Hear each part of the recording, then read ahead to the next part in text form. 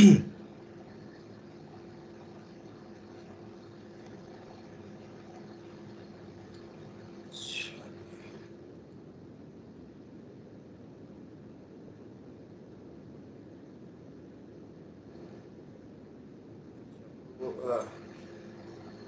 Body scattering, elastic scattering हम लोग discuss कर रहे थे। इसमें दो फ्रेम मैंने इंट्रोड्यूस किए थे, आप लोगों को बताया था। एक लैब फ्रेम है जिसमें सेकंड बॉडी जो है वो रेस्ट पे होता है, या आप कह सकते हो जो सेकंड बॉडी है उसके रेस्ट फ्रेम कह सकते हो आप उसका। लेकिन आफ्टर कूलिंग जो है वो उसके फ्रेम उधर ही रहता है। तो ठीक है, before cooling second body rest में है लैब फ्रेम में। सेंटर ऑफ मास फ्रेम में जो टोटल मोमेंटम होता है वो ज़ीरो होता है। तो दो पार्टिकल आपस में एक दूसरे की तरफ आएंगे, टकराएंगे और फिर अपोजिट डायरेक्शन में चले जाएंगे। और यहाँ पे नीचे इसकी डायग्राम बनी हुई है, इसमें आप देख सकते हो ये लैब फ्रेम है और इसमें किस तरीके से एक पार्टिकल टकराने के बाद जो है आफ्टर कोलिजन जो है एक m1 इधर चला जाता है, m2 इधर चला जाता है और इनका सेंटर ऑफ मास जो है वो मूव करता है इस डायरेक्शन के अलोंग। और यहाँ पे आफ्टर कोलिजन जो है और बिफोर कोलिजन आप देख सकते हो एक दूसरे की तरफ आ रहे हैं, फिर एक दूसरे से अपोजिट जा रहे हैं।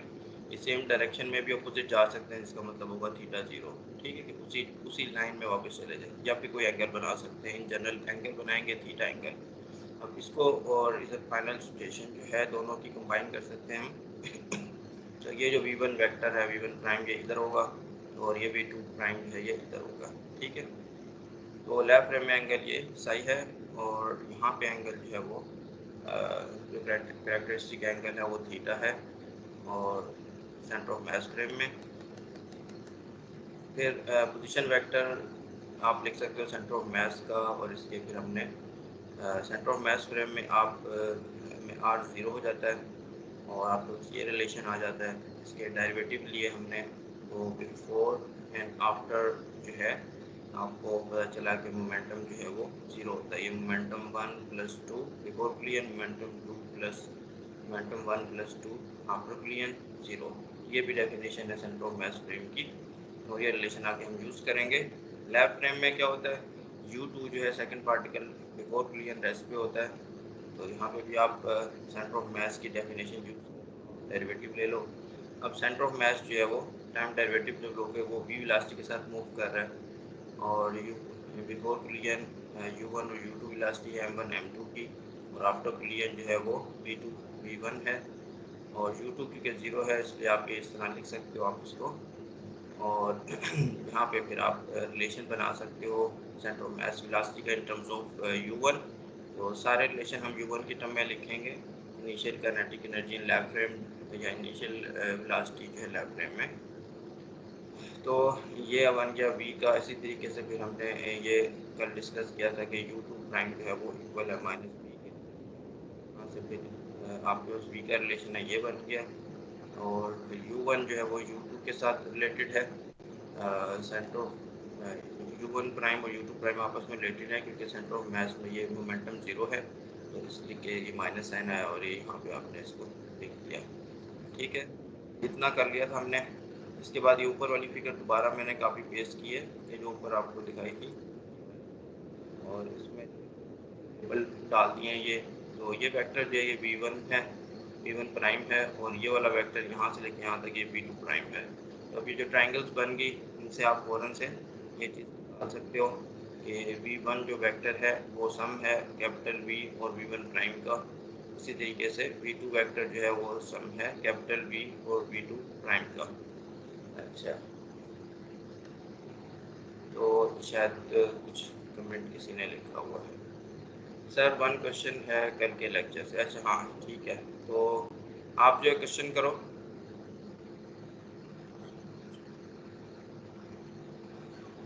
जी सर, वो कल जो आपने जीआरई का प्रॉब्लम सॉल्व करवाया था उसमें एक स्टेप्स में सर थोड़ी सी कंफ्यूजन है, अगर आप वो क्लियर कर दें।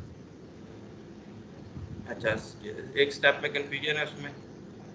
जी सर, जो अच्छा सर चलो वो ठीक है, मैं आफ्टर कोलिजन सर आपने जो v1 वेलोसिटी निकाली थी ना सर, उसमें एक स्टेप आपने किया था कि 2 से मल्टीप्लाई किया था, तो वो स्टेप थोड़ा समझाओ। अच्छा चलो, मैंने उसको थोड़ा सा इम्प्रूव भी किया है बाद में, तो मैं फिर दोबारा उसका जिक्र कर दूंगा। तो चलते हैं फिर वापस, ठीक है। जैसे आपने देख लिया कि 3 वेक्टर का सम और यहाँ पे भी 3 वेक्टर्स का सम जो है वो ये लिख दिया, और इन दोनों को अगर आप सब्ट्रैक्ट करोगे तो v2 minus v1 equals to v2 prime minus v1 prime. कल डिस्कस किया था और अब मैं दोबारा की तरफ, और जो थोड़ा और से आप सुनना, इसको थोड़ी सी मुश्किल लगती है ये बज़ाहिर। तो इसमें पहली फिगर देखो आप, पहली फिगर को समझ लो आप कि ये ऊपर वाली फिगर है, लेकिन यहाँ पे हमने एक सर्कल बनाया और ये सर्कल का जो रेडियस है ये v1 प्राइम है, ठीक है। ये v1 है, ये v1 प्राइम है, ये एंगल थीटा बना रहा है, वो साई एंगल बना रहा है, और ये v वेलोसिटी है। तो ये जो सर्कल मैंने ड्रा किया हुआ है यहाँ पे, ये v1 प्राइम है, और v1 प्राइम जो है वो फाइनल वेलोसिटी है वन पार्टिकल की इन सेंटर ऑफ मास फ्रेम। तो अब यहाँ भी सर्कल है, यहाँ भी सर्कल है, दोनों में आपने ध्यान में रखना है कि v1 प्राइम का सर्कल है ये। अब यहाँ दो कंडीशन इसने डिस्कस की है, थोड़ी सी एक चीज़ बताना चाह रहा है जो बस आपको पता है तो काफ़ी है, इतनी ज़्यादा आगे हमारे यूज़ नहीं होगी, ठीक है। तो मैग्नीट्यूड जो सेंटर ऑफ मास वेलोसिटी की यानी स्पीड, ठीक है, सेंटर ऑफ मास स्पीड जो है v, अगर वो इसकी मैग्नीट्यूड से छोटी हो, जो कि आपको यहाँ नज़र भी आ रहा है कि जो v कैपिटल V वेक्टर है वो छोटा है और v1 प्राइम जो बड़ा है, क्योंकि v1 प्राइम जो है वो रेडियस ऑफ सर्कल है और v जो है वो रेडियस ऑफ सर्कल से छोटा है, तो इसलिए इतना हिस्सा है। एक सिचुएशन ये हो सकती है। दूसरी सिचुएशन वो कह रहा है कि जो v है अगर बड़ा हो v1 प्राइम से, यानी इसकी जो मैग्नीट्यूड या इसका जो लेंथ है वो अगर बड़ी हो, तो ये फिर क्या होगा, रेडियस से बाहर निकल आएगा। यहाँ से लेके यहाँ तक इसने बना दिया इसको। अब ये जो v है कैपिटल V, ये बड़ा है v1 प्राइम से, ठीक है। तो अब आप अगर यहाँ से एक लाइन मिलाओ इसके हेड तक, v1 प्राइम के हेड तक, यहाँ v1 था ना, इसके हेड तक मिलाओ, तो आप देखोगे कि लाइन जो है सर्कल को दो पॉइंट्स पे इंटरसेक्ट करती है, एक इधर और एक इधर। इसका मतलब है कि ना सिर्फ v1 प्राइम ये वाली डायरेक्शन, बल्कि एक और डायरेक्शन को भी कोरस्पॉन्ड कर रहा है ये case, which is this one v1 prime. ये वाली जो है ये एंगल थीटा था, इसके नीचे अब आपने एंगल जो है वो थीटा एफ लिख दिया, और जो दूसरा वाला है उसको कर दिया थीटा बी, ठीक है। ये दो जो पॉसिबिलिटीज अब रेडियस वेक्टर की बन गई हैं v1 प्राइम की, इस केस में उनमें से एक को आपने कहा है थीटा एफ और दूसरा जो एंगल बना रहा है उसको थीटा बी। एफ का मतलब है फॉरवर्ड, बी का मतलब है बैकवर्ड। फॉरवर्ड मतलब कि अगर थीटा जो है वो 90 से कम होगा, ठीक है, इस राइट साइड पे होगा, राइट साइड वाले प्लेन पे, तो उसे फॉरवर्ड कहेंगे कि फॉरवर्ड मूव कर रहा है।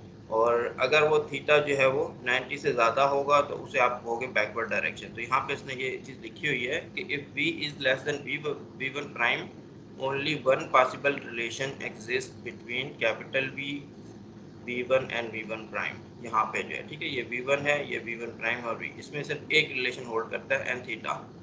अच्छा, but if v is greater than v1 prime, then for every set of v1 prime there exist two possible scattering angles and laboratory velocities, ठीक है। एक वेलोसिटी जो है v1, इसको आप फॉरवर्ड कह सकते हो, उसके करस्पॉन्डिंग एंगल थीटा एफ, और दूसरी इसको v1 जो है वो बैकवर्ड कह सकते हो और थीटा, ठीक है। मैग्नीट्यूड दोनों की सेम है, लेकिन डायरेक्शन जो है दोनों की डिफरेंट हो सकती है, डिफरेंट है, ठीक है। एक थीटा बैकवर्ड, एक theta forward, where the designation B and F stand for backward and forward. This situation results from the fact that if the final center of mass velocity v1 prime is insufficient to overcome the velocity b, यानी velocity b बहुत ज़्यादा तेज़ है और v1 prime के मुकाबले में, तो फिर क्या होता है, even if m1 is scattered into the backward direction in centre of mass frame, centre of mass frame में अगर वो बैकवर्ड भी आपको नजर आ रहा है कि अब एंगल जो स्कैटरिंग है वो इस तरह का हो गया, इस तरह का नहीं है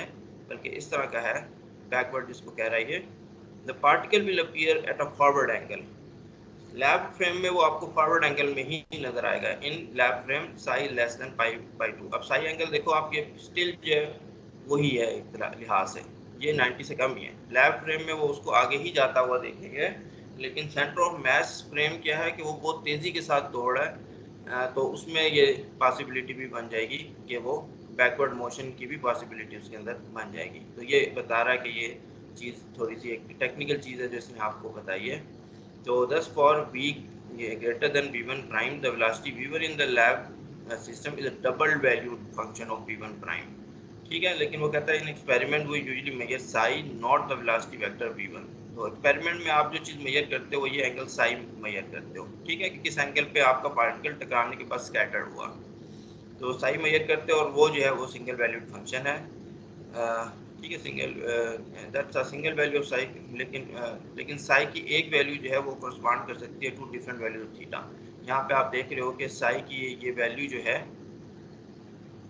इसके corresponding दो वैल्यूज हैं, एक थीटा बी है और बैकवर्ड है और एक थीटा फॉरवर्ड है। ये थीटा फॉरवर्ड छोटा सा बनाया हुआ है इसने और ये थीटा बैकवर्ड बड़ा सा। ठीक, सही। तो यहाँ पे बस ये छोटी सी टेक्निकल चीज़ थी। और क्या लिखा हुआ है इसने, note however that a specification of the vector this is always unique combination this. ठीक है, बस ये छोटी सी चीज़ है कि आपको बताने के लिए कि अगर यहाँ पे ऐसी सिचुएशन हो कि centre of mass velocity v1 से छोटी हो या बड़ी हो, तो ये बड़ी हो तो दो दो सिचुएशन बन सकती हैं। तो खैर ये आगे इतना इस तरह यूज़ नहीं होगी, जस्ट फॉर इंफॉर्मेशन है ये।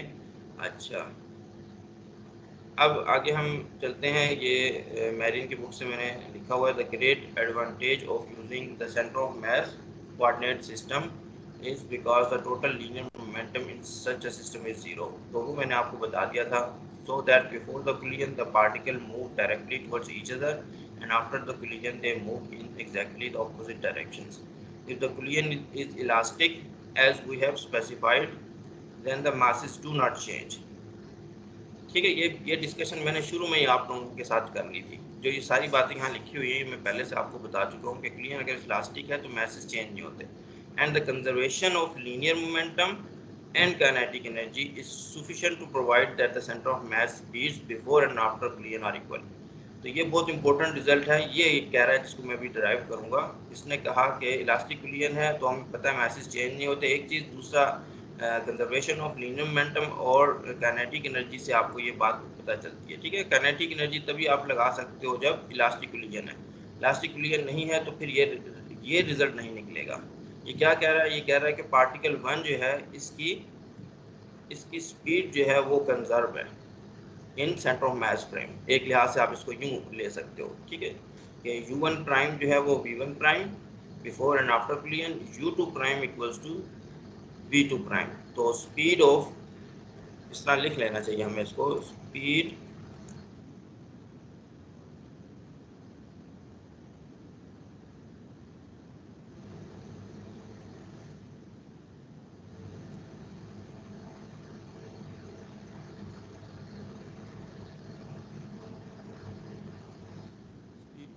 पार्ट कैसे लिखना चाहिए इसको,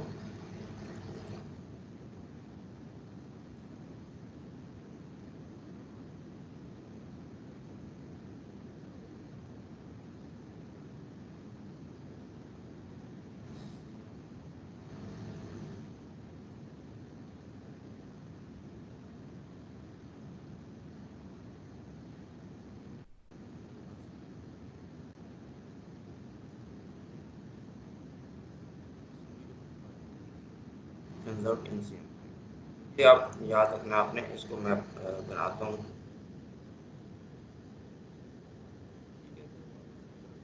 कैसे हम इस चीज़ को निकालेंगे।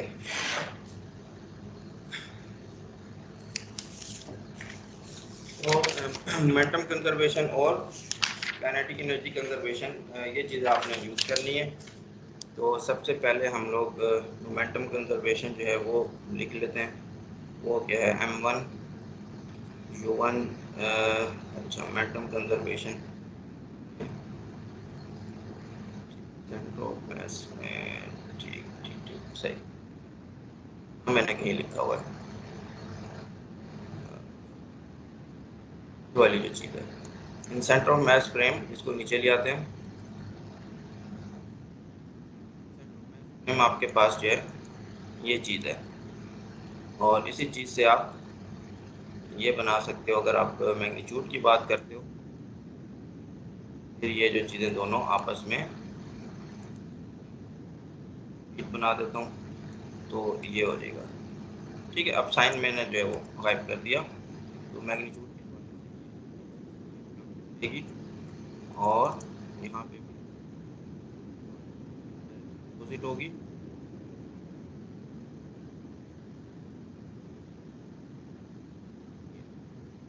तो ये आपका मोमेंटम कंजर्वेशन से निकल आया और यहाँ पे आप चाहो जो है u1 को u2 की टर्म में या u2 को u1 की टर्म में लिख सकते हो या v1 की। ठीक है, इसके बाद मोमेंटम कंजर्वेशन है।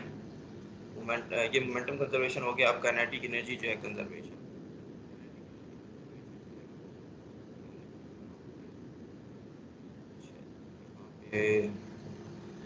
Capital D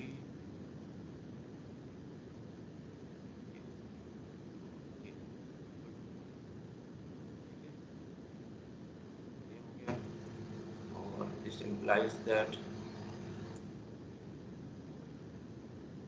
half m1 u1 square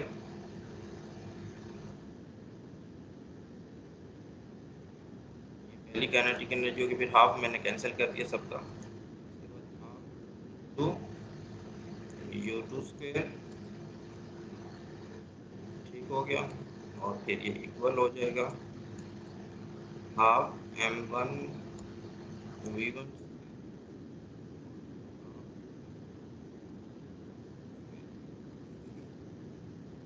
kinetic energy से ये आपका फॉर्मूला बन गया। ठीक हो गया।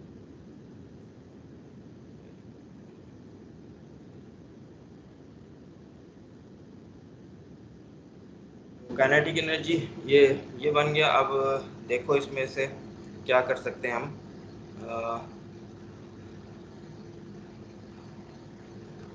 U2 जो है इसको U1 की टर्म में भी आप लिख सकते हो, U2 और U1 की टर्म में, और V2 को V1 की टर्म में लिख सकते हो। तो फिर ये U1 और V1 यहाँ पे बन जाएगा, और फिर V1 जो है वो आप U1 की टर्म में लिख सकते हो, तो इस इक्वेशन को यूज़ करते हुए। ठीक, तो इस तरीके से हम इसको लेके चल सकते हैं। तो मैं कर देता हूँ सारे स्टेप। यहाँ पे मैंने अपने नोट्स में तो नहीं किए हुए, लेकिन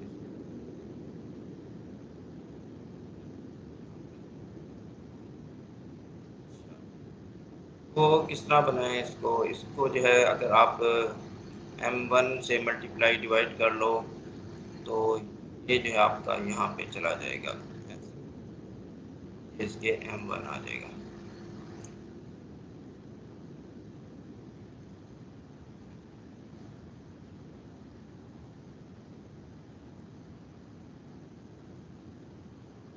m1 मैंने इस टर्म के साथ मल्टीप्लाई डिवाइड कर दिया, ये फिर हो गया, उसको मैं अंदर ले गया और यहाँ नीचे जो है ये आपका m1 आ गया। ठीक है,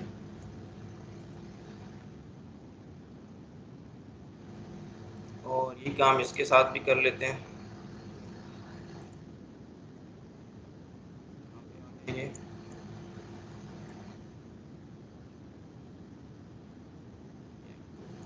ये काम इसके साथ भी कर लेते हैं। m1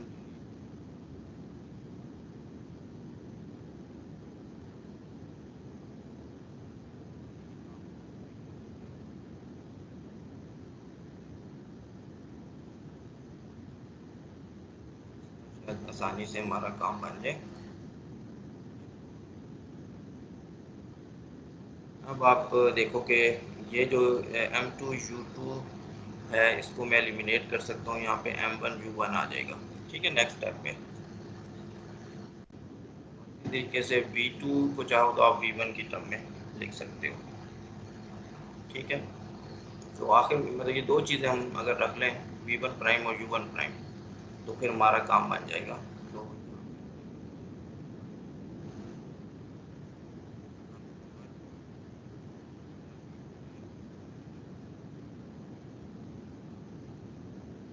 ठीक हो गया। अच्छा, अब क्या है यहाँ पे, ठीक सही। हाँ, अब यहाँ पे आप देखो तो फर्स्ट टर्म में आप कॉमन ले सकते हो इस टर्म को, ये वाली टर्म ले लो, यहाँ पे भी से उठा लेते हैं।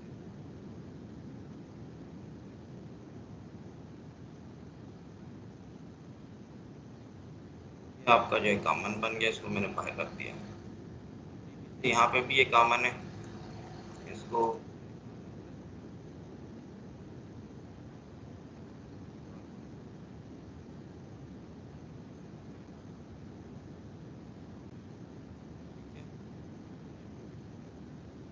दोनों तरफ से ये फैक्टर तो कैंसिल होता दिखाई दे रहा है आपको, ब्रैकेट वाला।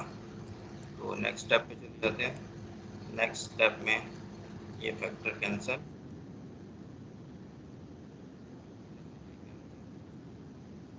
Root cancel, root cancel.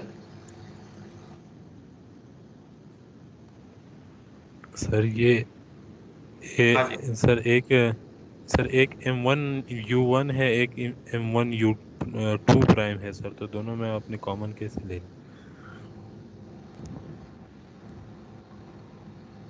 क्या आपने सर रिलेशन यूज़ की है ऊपर वाली? कहीं गलती कर दी मैंने? सर मैं कह रहा हूँ कि इस स्टेप में आपने वो रिलेशन यूज़ की है ऊपर वाली के, डायरेक्ट आपने ऐसे लिख। अच्छा अच्छा, समझ।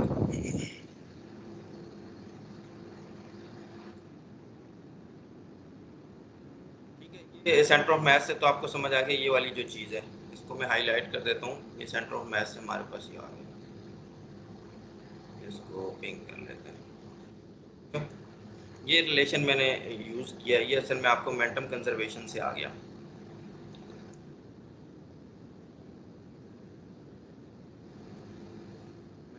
कंजर्वेशन बस ये आपस में रिलेट हो जाते हैं। मोमेंटम कंजर्वेशन जो है, मोमेंटम कंजर्वेशन थोड़ा सा देखो यहाँ ट्रिवियल ही है, लिख देता हूँ मैं, लेकिन यहाँ पे ट्रिवियल ही है। मोमेंटम कंजर्वेशन आपका सेंटर ऑफ जीरो किस तरह है कि यहाँ पे भी मोमेंटम जीरो है, शुरू में भी नेट मोमेंटम जीरो और फाइनल मोमेंटम भी जीरो है। ठीक है, तो खैर यहाँ से आपने निकाल लिया यू वन प्राइम को यू टू की टर्म में और वी वन प्राइम को वी टू की टर्म में। तो अब ये काइनेटिक एनर्जी वाला फार्मूला है, इसमें भी कोई कन्फ्यूजन नहीं है। ठीक, तो मैंने बस यहाँ पे m1 से मल्टीप्लाई डिवाइड किया तो m1 स्क्वायर बन गया, इसको मैं अंदर ले आया। इधर मैंने m2 से मल्टीप्लाई डिवाइड किया तो m2 स्क्वायर बन गया, अंदर ले आया। ठीक है, इसी तरीके से यहाँ पे अब मैंने ये किया कि मैं अगर ये चीज़ प्रूव करना चाहता हूँ कि v one prime equals u one prime equals to v one prime, तो आपने बस ये यू टू प्राइम को एलिमिनेट करना है। ठीक है, तो m2 u2 प्राइम को मैंने लिखा है m1 u1 प्राइम यहाँ पे, इस जगह पे ये आप देखो m1 u1 प्राइम। इसी तरीके से ये मोमेंटम कंजर्वेशन मैंने पुट कर दिए काइनेटिक एनर्जी कंजर्वेशन में। तो m2 v2 प्राइम को मैंने लिखा है m1 v1 प्राइम ये। ठीक है, तो अब आगे जो है m1 u1 प्राइम स्क्वायर जो है ये आप कॉमन ले सकते हो ऊपर से, तो ये 1/m1 1/m2। इसी तरह m1v1 प्राइम स्क्वायर जो है दोनों में कॉमन है, ये ले लिया, ये बच गया, ये दोनों कैंसिल हो गए, स्क्वायर रूट कैंसिल हो गया, m1 से कैंसिल हो गया। आखिर में एक आपका फ़ौरन से आंसर आ गया जो हमने बनाना था, ये चीज़ बन गई। सिमिलरली आप दूसरा वाला भी कर सकते हो, इसमें कंट्रोल भी सिमिलरली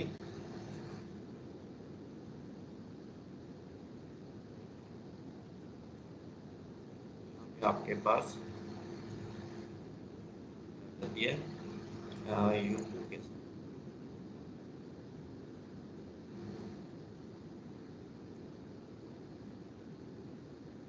जाके देख लेते हैं ऊपर। हाँ बस ठीक है, u two prime equals to v two prime. तो ये हमारे पास जो चीज़ हमने कही थी वो निकल आई, इसको हाईलाइट कर देते हैं।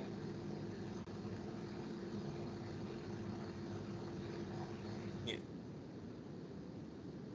अब यू वन प्राइम और यू टू प्राइम तो मैंने आप लोगों को बता दिए थे कि वो यू वन की टर्म में कैसे लिखने हैं, वो हमने निकाले थे। ये यू टू प्राइम और यू वन प्राइम, इसको नीचे ले आते हैं और देखते हैं। ये चीज़ मैं अब यहाँ पे यूज़ करके ये वेक्टर में रिलेशन है, मैग्नीट्यूड में आप इसको लिख सकते हो।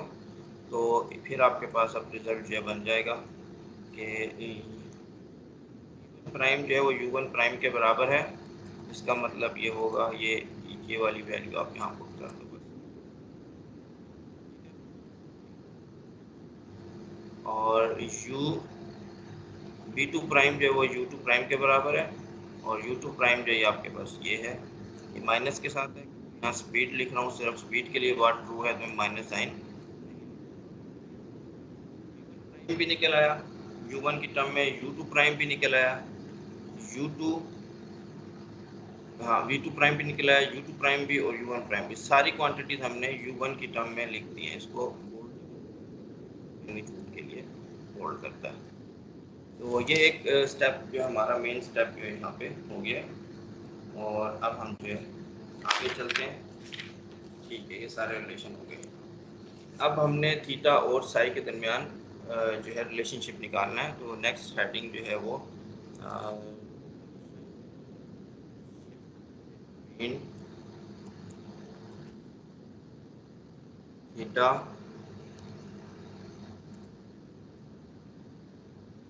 एंड साई, ये है रिलेशनशिप। आपने जो किस तरह निकलेगा, इसके लिए आपको पूरी जो ट्रायंगल वो कंसिडर, यहाँ नीचे मैंने रखी हुई है ये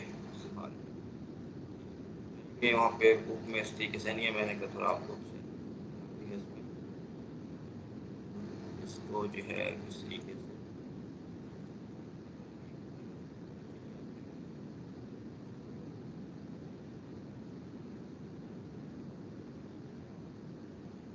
दोनों को मिला के आप ज़्यादा अच्छे तरीके से जो वो देखें।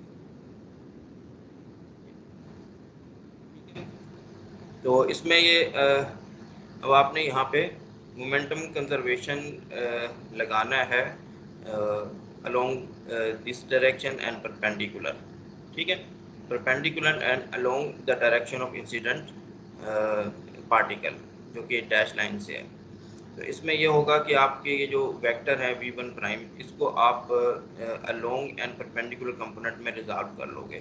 तो ये v1 प्राइम देखो यहाँ बनाया हुआ है मैंने, इसका एक कंपोनेंट ये बन जाएगा जो कि v1 प्राइम कॉस थीटा, और दूसरा ये वर्टिकल हो जाएगा v1 प्राइम साइन थीटा। इसी तरीके से v2 प्राइम का भी आप बना सकते हो, और उसमें जो एंगल आ जाएगा आपका ये वाला आ जाएगा, जीटा आ जाएगा या कुछ भी। ठीक है, तो इस तरीके से v1 प्राइम और v2 प्राइम को आप अलोंग एंड परपेंडिकुलर रिजॉल्व कर सकते हो। तो अब इस चीज़ को मैं यूज़ करते हुए इस चीज़ को अगर हम यूज़ करें तो हम क्या लिख सकते हैं। तो फिगर में हम ये लिख सकते हैं कि v1 प्राइम साइन थीटा जो है v1 प्राइम साइन थीटा, ये किसके बराबर होगा, v1 प्राइम साइन थीटा, क्या मैं लिख सकता हूँ ये v1 इन साइन। ठीक है, अब ये जो v1 का जो वर्टिकल कंपोनेंट बनेगा वो बनेगा v1 साइन साई, और v1 प्राइम का जो वर्टिकल कंपोनेंट बनेगा वो बनेगा v1 प्राइम साइन थीटा। तो ये दोनों बराबर होंगे। ठीक है, तो इस तरीके से आपने ये थीटा और साई को आपस में रिलेट कर सकते हो आप। इसी तरीके से अब हॉरिजॉन्टल कंपोनेंट है, उनमें देख लो आप क्या बनेगा।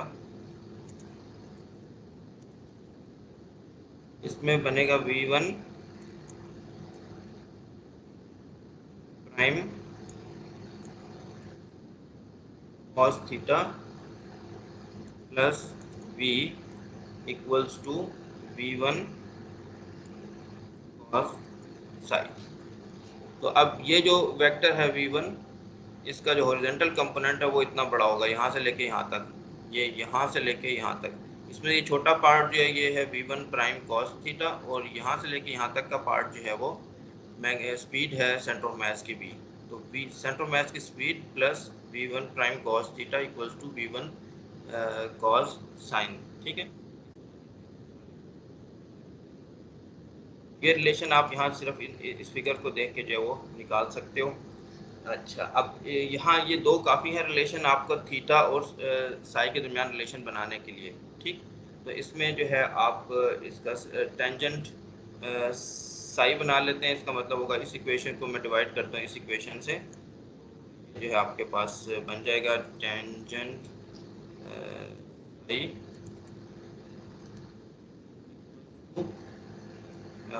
ये वाली चीज़ ऊपर आ जाएगी,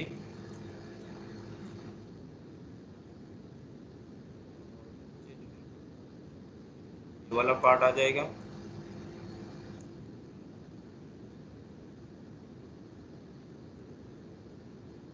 बस एक तरह से ये रिलेशन तैयार हो गया। तो इसको मज़ीद सिंप्लीफाई भी कर सकते हो, वरना ये यहाँ तक भी जो है सही है।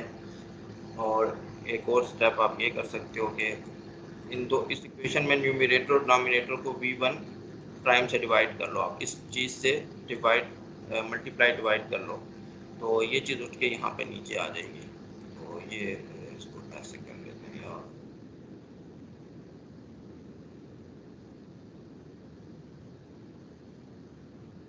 ये जो यहाँ से भी चला गया, गायब हो गया, और ये यहाँ से भी v1 प्राइम को आपने यहाँ पे नीचे इसके लिख लिया। ट्रिवियल स्टेप है ये। क्या हो सकता है, हाँ, अब v ओवर v1 प्राइम जो है ये किसके बराबर है? v और ये बराबर है m1 ओवर m2 के। ये कैसे पता चलता है?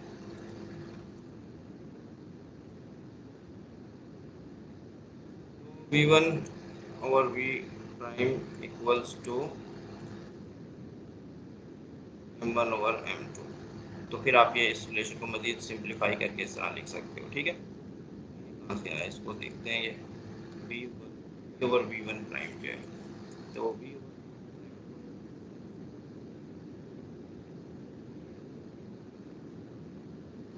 ओवर v1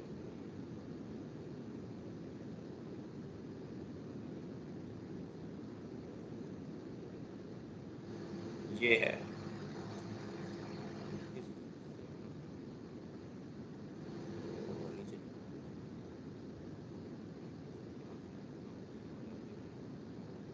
ये हाँ ये भी लिखा हुआ है। ठीक है, 20।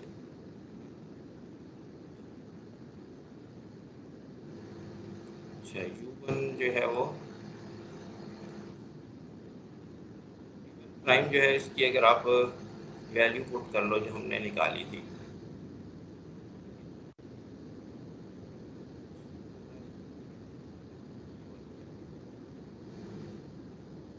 तो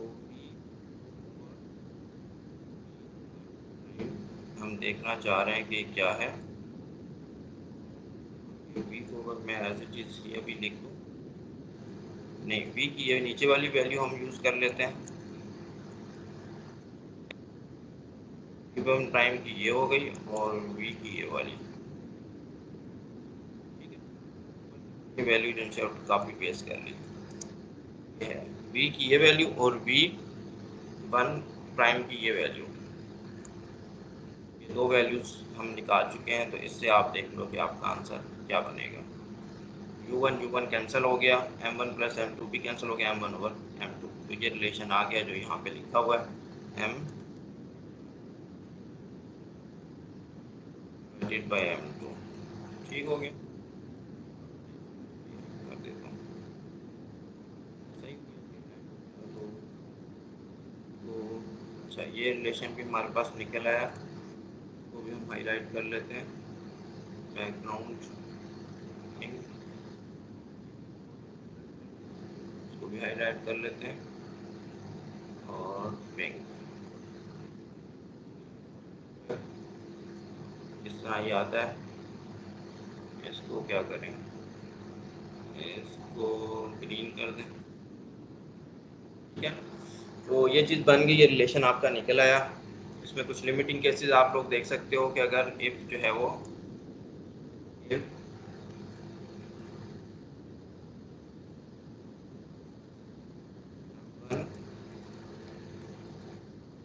वो क्या है, very much less than m2,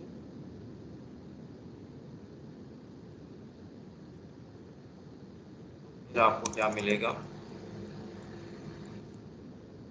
ये जो रिलेशन है इसको नीचे ले जाते हैं।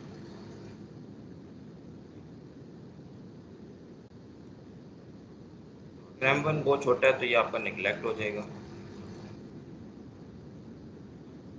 इधर मैं एरो डाल लेता हूँ,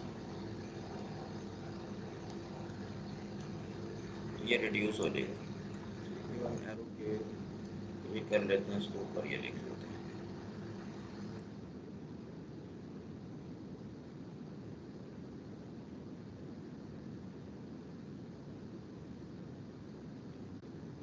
ठीक है, तो इसको जरा सी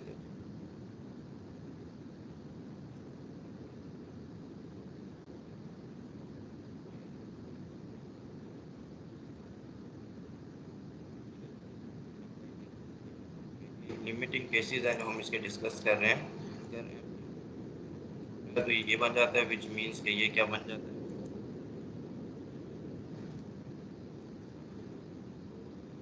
मतलब है कि थीटा जो है वो अप्रोच कर जाता है, जो है वो थीटा बन जाता है।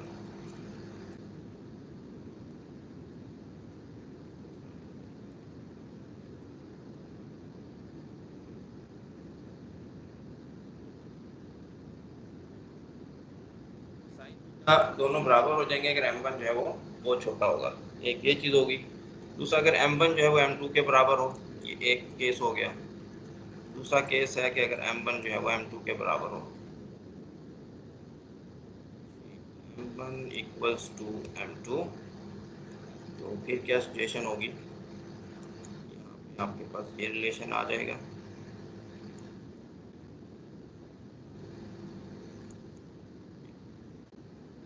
ठीक, और यहाँ पे ये 1 आ जाएगा, m1 m2, ये ठीक हो गया। अब ये आ गया, तो इसको हाफ एंगल आइडेंटिटीज आपने यूज़ करनी है, मैं नहीं कर रहा यहाँ पे। तो ये आपका बन जाएगा डिवाइडेड बाई 2, ये बन जाएगा। ठीक है, तो इसका मतलब ये होगा कि साइड जो है वो थीटा बाई 2 को अप्रोच करेगा, अगर m1 जो है वो m2 के बराबर होगा। क्या m1 जो है m2 के बराबर, तो ये हो गया सही। और क्या चीज़ है इसके अंदर, थीटा की रिक्वायरमेंट, ठीक है। थीटा मैक्सिमम जो है वो पाई है, तो अच्छा ये थीटा मैक्सिमम जो है वो पाई है, तो साई मैक्सिमम, अच्छा ठीक है। इस केस में आप एक और चीज़ भी लिख सकते हो, इम्पोर्टेंट ऑब्जर्वेशन जो है वो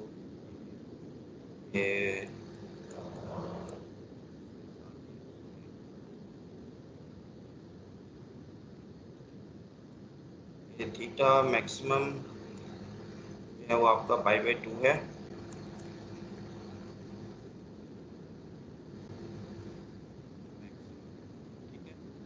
थीटा जो है वो या तो 0 हो सकता है, या मैक्सिमम जो है वो जो है पाई हो सकता है।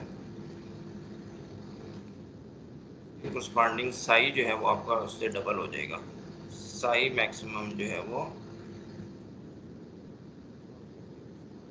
2 पाई हो जाएगा। सही लिखा मैंने, साई उल्टा तो नहीं लिखा, थीटा पाई है, थीटा पाई है, तो साई जो है थीटा बाई 2 है। ठीक है, साई जो है वो पाई बाई 2 हो जाएगा। ठीक, पाई बाई 2 इस केस के लिए। ठीक है, ये आपने याद रखना है कि ये मैं इस केस की बात कर रहा हूँ। वहाँ पे फिर ऊपर वाले केस में दोनों की मैक्सिमम वैल्यू सेम होगी, यहाँ वाले केस में ये होगी। अच्छा, अब इसके बाद जो है आप दोबारा हम उसी तरफ चलते हैं जो हमने ये रिलेशन बनाया था साइन थीटा, इसको देख के एक और आप भी बना सकते हो, और वो क्या है, वो फाई के टर्म में भी। ठीक है, तो वी, अब ये फाई वाला जो है, ठीक है, ऊपर वाली ट्रायंगल मैंने कंसिडर की थी, आप नीचे वाली कंसिडर कर लो। तो ये जो है इसको मैं अब डायरेक्ट लिख रहा हूँ कि बिल्कुल सिमिलर है, साइन फाई करके इसको कॉपी पेस्ट करके यहाँ पे जो है वो V2 प्राइम आएगा, और यहाँ साइन फाई आ जाएगा, यहाँ पे आ जाएगा V1, यहाँ पे V2 प्राइम, यहाँ पे V2 साइन, अच्छा V2,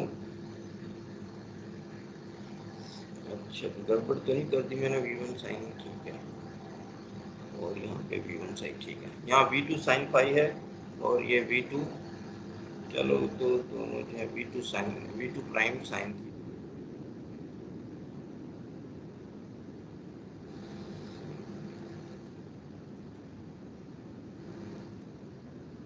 दूसरी इक्वेशन में V2 cos फाई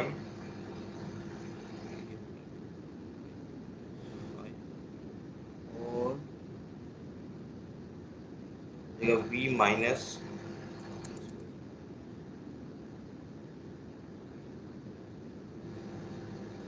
v2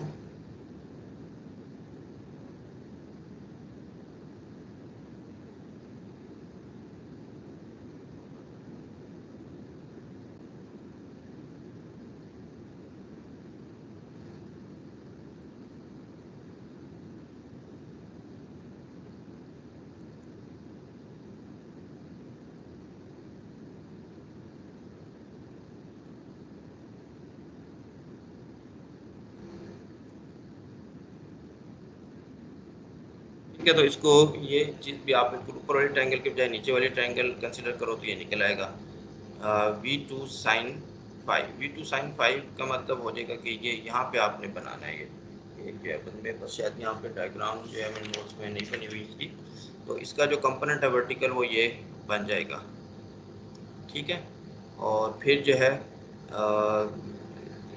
ये आप देखोगे कि v2 sin 5 जो है वो v1 प्राइम साइन थीटा के बराबर होगा कि v2 इसका जो आप कंपोनेंट लोगे वर्टिकल वो भी ऐसे ही बनेगा। दोनों के वर्टिकल कंपोनेंट सेम होंगे, जबकि हॉरिजॉन्टल कंपोनेंट जो है इसका ये यहाँ तक आएगा, इसका हॉरिजॉन्टल कंपोनेंट यहाँ पे, और वो v के साथ आप उसको फिर रिलेट कर सकते हो v माइनस v2 करके। ठीक है। तो खैर ये रिलेशन अब नहीं अभी आगे इसकी ज़रूरत पड़ेगी कि नहीं, मैं देख लेता हूँ। हाँ पाई के भी रिलेशन सर जो है। हाँ जी। सर यहाँ पे जीटा जो है आपने थीटा के इक्वल लिया हुआ है जो ये रिलेशन निकालते हो। हाँ सही कह रहे हो तुम, यहाँ पे जो है थोड़ा सा थीटा जो है।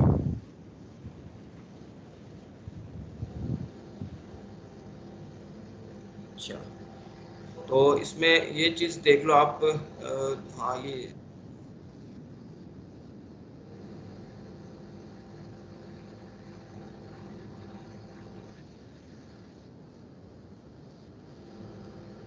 एक मिनट जो है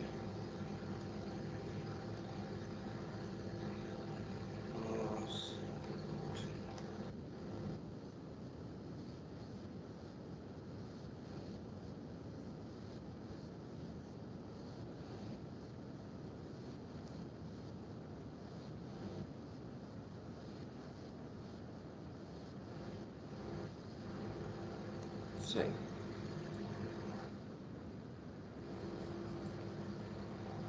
अच्छा, तो क्वेश्चन ये है कि यहाँ पे, हाँ ये आप लोग इसको चेक कर लेना खुद से।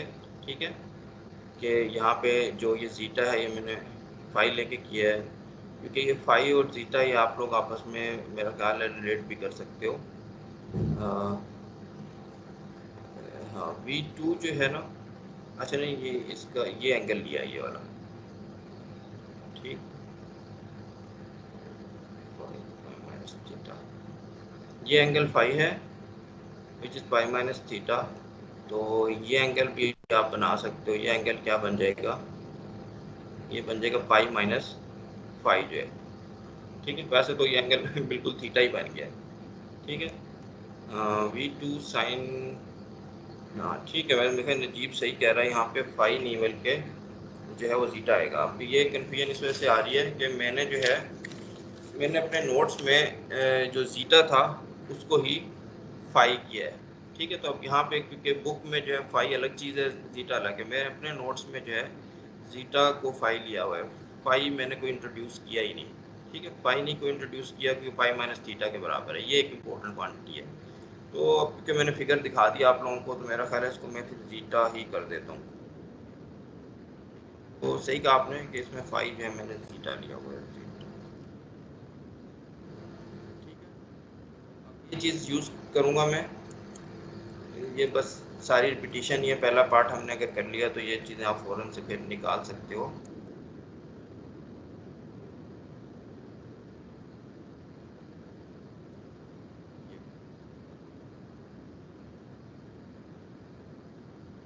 और यहाँ मैं डायरेक्ट रिलेशन जो है वो इन क्वेश्चंस को डिवाइड करके आप बना सकते हो इस तरह का रिलेशन।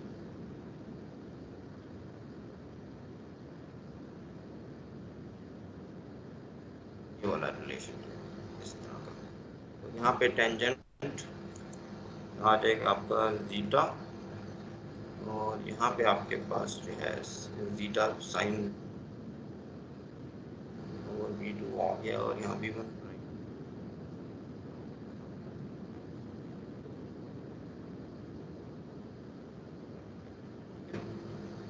तो ये वाली टर्म जो है ये नीचे आ जाएगी और ये वाली टर्म जो है ये V1 वाली ऊपर आ जाएगी। अच्छा, तो अब इसको भी इस तरह लिखा जा सकता है। तो cos थीटा, तो V1 प्राइम को अगर डिवाइड कर दो आप, तो ये वाली टर्म जो है ये इधर आ जाएगी, ये आ गया। और V over V2, V over V2 जो है ये किसके बराबर है? कोई चीज़ हमें चाहिए, V ओवर V2 किसके बराबर है? हमें पता चल जाए तो हम फिर इसका आंसर लिख सकते हैं। ये देखते हैं कि V और V2 किसके बराबर है।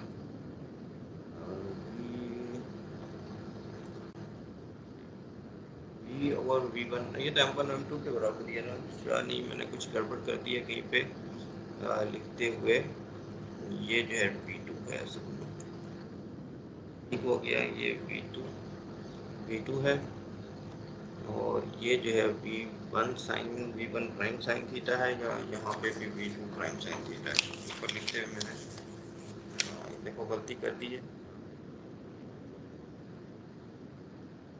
ऊपर भी ठीक कर लेते हैं इसको, टेंशन बहुत है यहाँ पे। अब यहाँ पे भी V2 आ गया। अब आप जो है इसको जो बनाओगे तो यहाँ पे आपका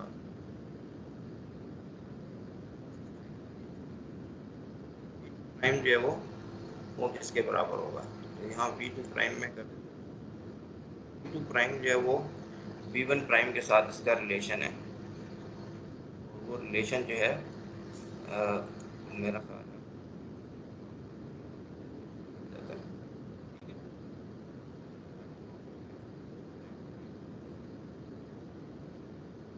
कंजर्वेशन उसको यूज़ करते हुए, ठीक। तो V2 प्राइम जो है वो M1 और M2 प्राइम है। तो ये रिलेशन आपने यूज़ करना है बस, बाकी सारा तो हमने पहले से किया हुआ है। और वो आप यहाँ पे M2 था, M1 आ जाएगा। अभी पूरी चीज़ से कैंसिल हो रही है, इसका मतलब पूरी की पूरी चीज़ ये 1 के बराबर, ठीक है। तो V2 ओवर V ये है, ये 1 के बराबर हो गया। तो में आप इसको लिख सकते हो कि ये 1 है।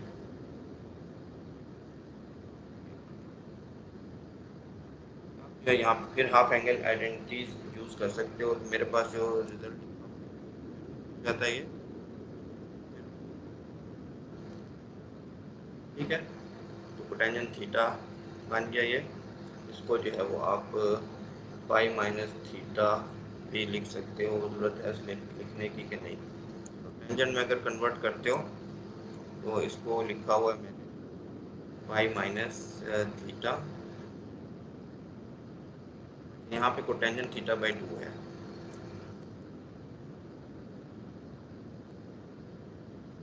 ये बन जाएगा यहाँ पे पाई माइनस डिवाइडेड बाई, तो ये हो गया। इसको इधर से आप कुछ निकाल सकते हो दोनों तरफ से टेंजेंट को, अगर दो तो क्या बन जाता है आपके पास, साइड जो है वो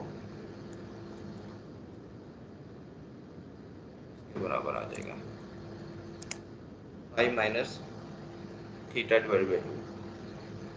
सही हो गया। तो इसको तो आप इधर लिख लो, तो ये और अगर आप ये जनरल रिलेशन, लेकिन आप अगर मज़ीद जो है इस रिलेशन यूज़ कर सकते हो, जो ऊपर वाला है जो होल्ड करता है सिर्फ M1 इक्वल्स टू M2 के लिए।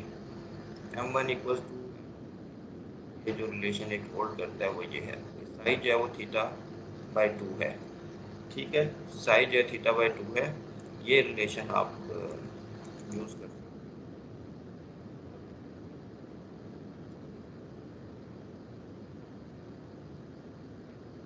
तो साई अगर ये थीटा बाई 2 है तो एक किसके बराबर होगा, तो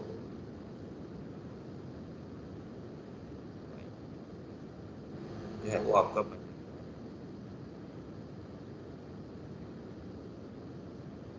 तो साइड जो है वो आपका थीटा बाय 2 है। और ये जो है यहाँ पे इसको भी डिवाइड कर लो तो काफ़ी ज़्यादा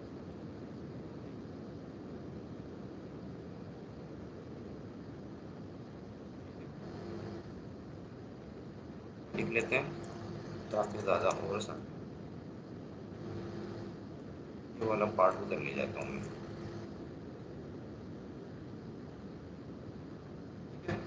अब साई जो है वो इस लिमिट में m1 plus equals to m2 में वो थीटा बाई 2 है, तो साई प्लस जीटा जो है वो पाई बाई 2 बन जाएगा। ये जो रिलेशन लिखा है ये मैंने जनरल लिखा है, इसमें कोई लिमिटिंग केस नहीं, जो लिमिटिंग वाला है वो मैंने इस तरह लिख दिया आपको बताने के लिए। ठीक है, तो दोनों के दरमियान 90 का एंगल जो है वो बन जाएगा। हो गए, अब हम ये एंगल्स के रिलेशन हो गए, अब हमने एनर्जीज के रिलेशन निकालने हैं, रिलेशन बिटवीन एनर्जीज जो है।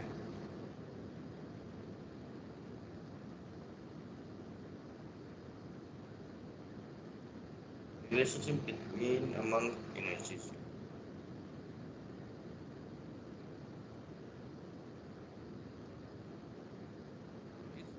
हम लोगों ने काइनेटिक एनर्जी जो टर्म्स हैं ज़्यादातर वो सारी की सारी इनिशियल काइनेटिक एनर्जी जो टर्म है उसकी टर्म में लिखना है।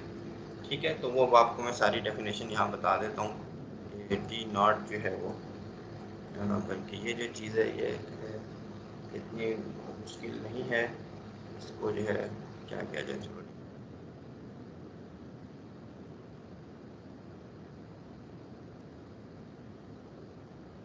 टी नॉट मैंने नाम रखा है किस चीज़ का, इनिशियल काइनेटिक एनर्जी,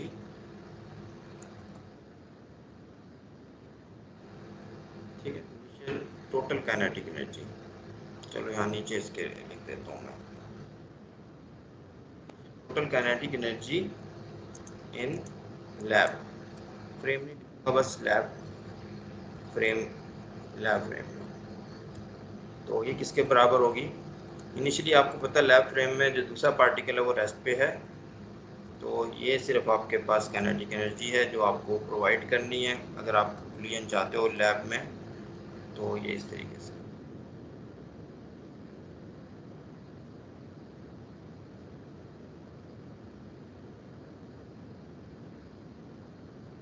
अच्छा, इसके बाद T1 है, T1 नहीं, टी नॉट प्राइम है, T not prime. T not prime क्या चीज़ है, ये है initial kinetic total kinetic energy in CM frame. ठीक है, तो प्राइम्स आ जाएंगे, हाफ का फैक्टर आएगा,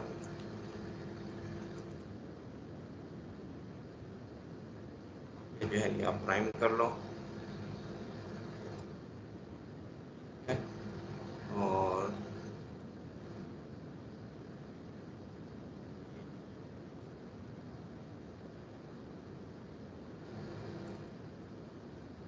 m2 m2 प्राइम स्केयर,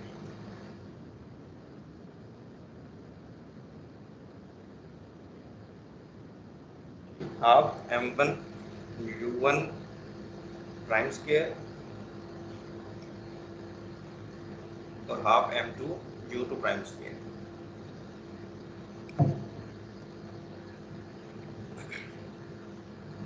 अच्छा, अब यहाँ पे मैंने आप लोगों को u1 प्राइम का रिलेशन भी ऊपर बताया हुआ है, u2 प्राइम का रिलेशन भी बताया हुआ है इन टर्म्स ऑफ u1, वो आपने यहाँ यूज़ करना है।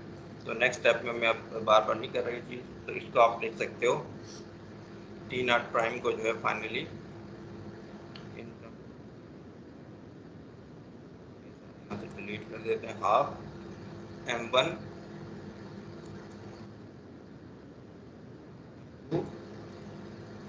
Divided by m1 plus m2 जाएगा यहाँ पे u1 स्क्वायर। आप सब कुछ जो है u1 की टर्म में लिख सकते हो, मैंने ऊपर रिलेशन जो है वो बनाए हुए हैं। ये लिख सकते हो आप। तो फिर अब काइनेटिक एनर्जी आपको पता है, इनिशियल टी नॉट जो हाफ m1 u1 स्क्वायर है, तो बाकी फैक्टर हटा के आप ये काइनेटिक एनर्जी के टर्म में भी इसको लिख सकते हो। ये गया यहाँ से m1 काइनेटिक एनर्जी वाले पार्ट में इस्तेमाल हो जाएगा। ई नॉट, ठीक है, सारा रिलेशन मैंने यहाँ बना दिया। तो इस तरीके से हम लिखेंगे इन टर्म्स ऑफ u1। अब ये काइनेटिक एनर्जी टर्म में हम हर चीज़ को लिखेंगे इन टर्म्स ऑफ टी नॉट, यानी टी नॉट प्राइम है तो ये इस तरीके से लिखी जाएगी। तो यहाँ से आपको ये पता चल रहा है कि ये जो है it is less than T not. ये फैक्टर जो है ये लेस देन 1 है। m2 is less than 1 plus m2। तो ये चीज़ बन गई। अब और काइनेटिक एनर्जीज की टर्म की तरफ चलते हैं। तो ये होगी जी T1 प्राइम। T1 प्राइम है, ये है kinetic energy, final kinetic energy है, फाइनल टोटल काइनेटिक एनर्जी है, final kinetic energy of m1 है, टोटल नहीं है ये, फाइनल काइनेटिक एनर्जी। तो यहाँ पे मैं m1 लिख देता हूँ, इससे आपको पता चल जाएगा, ठीक है। Final kinetic energy of m1 in cm frame वो कितनी होगी, हाफ m1, और यहाँ पे आपका हो जाएगा v1 प्राइम स्क्वायर। तो ये बन गई इसकी काइनेटिक एनर्जी। अब ये काइनेटिक एनर्जी आपको मैंने सारी क्वांटिटीज़ बताई हैं u1 में लिखने की, तो v1 को भी आप u1 में कन्वर्ट करो तो इसका आंसर जो है वो क्या बन जाता है, वो मैं अब डायरेक्ट लिखूँगा बस। आप टी नॉट की टर्म में इसको डिस्क्राइब कर सकते हो, टी नॉट, और यहाँ पे मेरा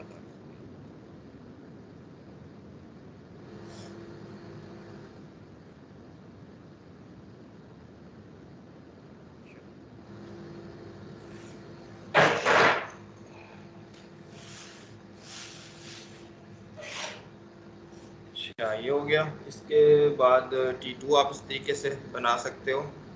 T2 प्राइम क्या होगा, T2 प्राइम है final kinetic energy of m2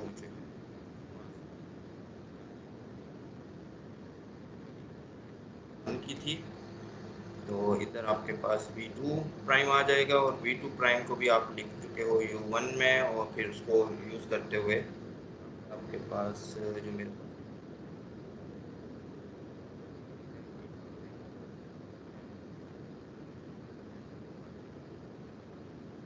m2 over m1 plus m2 whole square, नीचे होल स्क्वायर आएगा नीचे। तो ये रिलेशन बन गया T2 प्राइम का। इसके बाद T1 है।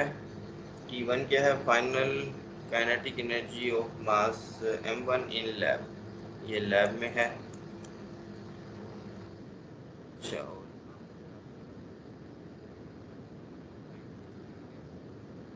रिलेशन भी आपको ऊपर देख सकते हो आप इन टर्म्स ऑफ u1, और u1 से फिर टी नॉट की टर्म में आप इसको बना सकते हो।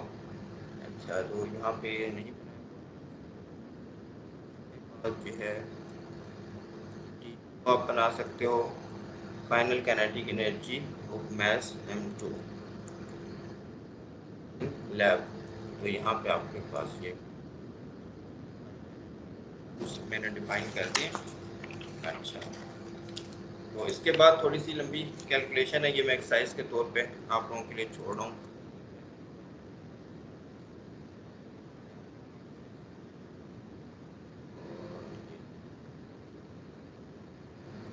Show that T1 over t naught जो है, T1 over t naught, T1 over t naught is equal to 1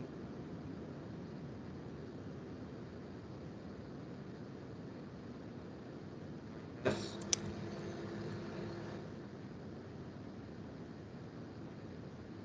2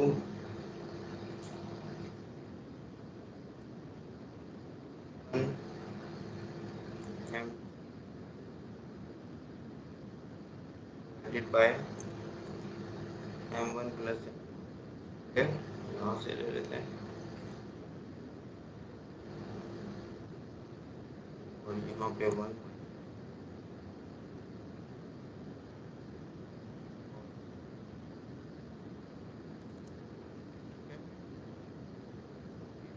exercise आप लोगों ने करनी है, इसमें कुछ ज़्यादा स्टेप्स लगेंगे, वो आप लोगों ने देखना है किस तरीके से ये की जा सकती है। तो ये बस कुछ डिस्कशन है, काइनेटिक एनर्जी टर्म के एक्सप्रेशन है, ये हमने निकाल लिए और इसमें क्या है और बस ठीक है। तो अब मैं एक प्रॉब्लम आप लोगों को करवाता हूँ उसके बाद और आगे चलते हैं। वो इसको ज़रा गौर से आपने देखना है, कोई चीज़ मैंने मिस तो नहीं कर दी। सारे हो गया, सारा हो गया, ठीक है। अच्छा, अब आ जाए नीचे एक प्रॉब्लम जो है और इसको करते हैं। ये है प्रॉब्लम, इलास्टिक पिलियन है, ये बड़ा इम्पोर्टेंट प्रॉब्लम है। इलास्टिक पिलियन एक पॉइंट मैस जो है, ये देखो आप यहाँ आ रहा है, ये एक रॉड यहाँ पे पड़ा हुआ है, ठीक है। इसकी लेंथ जो है वो L है और लेट से कि ये जो है अगर इसका सेंटर ऑफ मैस जो है वो O पे है, अगर अच्छा कि ये आपको लेंथ तरफ बड़ी नज़र आ रही है, छोटी नज़र आ रही है, आप O जो है सेंटर में कर लो इसके, ठीक है। तो एक पार्टिकल V नॉट वेलोसिटी के साथ जो आ रहा है वो इसको हिट करता है एट डिस्टेंस h डिस्टेंस पे हिट करता है फ्रॉम सेंटर ऑफ मैस, ठीक है। तो डिस्क्रिप्शन मैंने बता दिया आपको कि ये एक रॉड है जिसका सेंटर ऑफ मैस जो है वो O पे है और ये जो पार्टिकल है ये इसको हिट करता है परपेंडिकुलर, हिट करता है V नॉट वेलोसिटी के साथ आ रहा है एट डिस्टेंस h पे, ठीक है। पूरे रॉड की लेंथ m है। इसके बाद क्या होता है, रॉड जब हिट होता है तो ये घूमता भी है और ट्रांसलेट भी होता है, थोड़ा सा पीछे भी जाएगा, यानी इसकी सेंटर ऑफ मैस जो है वो मूव करेगा इसी डायरेक्शन में जिस डायरेक्शन में V नॉट थी, और साथ साथ ये रॉड घूमेगा भी, ठीक है। और रॉड शुरू में इनिशियली डेस्क पे था। तो ये क्वेश्चन क्या है, हमेशा मुझे इसका क्वेश्चन पता नहीं चलता कि क्वेश्चन क्या है। क्वेश्चन मेरा ख्याल है शायद ओमेगा वगैरह निकालना है इसमें, नहीं, हाँ एच जो है वो निकालना है आपने। कि क्या होना चाहिए, एच निकालना है कि अच्छा अननोन दिस, हाँ क्वेश्चन हमेशा जो है मुझे इसका भूल जाता है कि क्वेश्चन क्या है इसका।